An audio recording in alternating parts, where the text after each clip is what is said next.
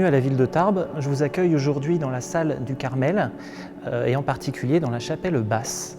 C'est une chapelle qui a été construite dans les années 1870 pour accueillir les messes données pour les Carmels.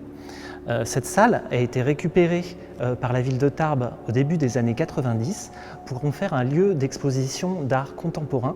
Et donc depuis 30 ans, nous exposons ici des artistes majeurs au niveau de la France, mais également de l'international.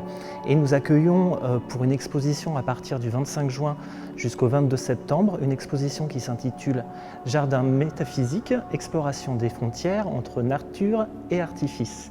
Ce qu'on a voulu faire à travers cette exposition, c'est pouvoir montrer un artiste très contemporain à la pointe des techniques d'ordinateur et de l'intelligence artificielle dans un lieu ancien avec un charme reconnu qui est donc la salle du Carmel dans une architecture assez classique.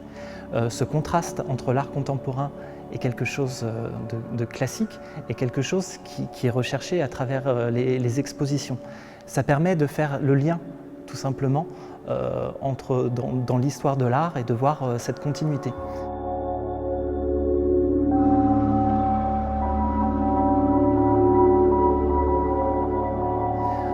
En effet, le thème qui a été choisi pour cette année dans les expositions du Carmel, c'est le thème de la flore.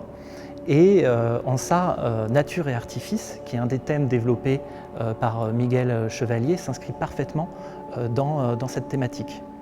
Cette confrontation entre l'art ancien et l'art moderne est quelque chose qui nous intéressait.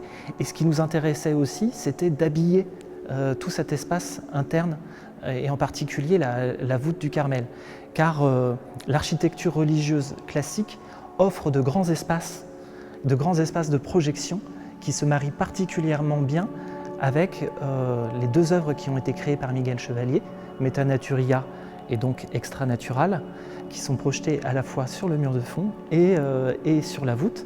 Donc on a un art qui n'est pas seulement génératif et algorithmique, mais on a également un art qui est immersif, puisque les gens peuvent interagir avec l'une des deux œuvres. En se déplaçant, ils peuvent déplacer l'œuvre qui se trouve en face d'eux.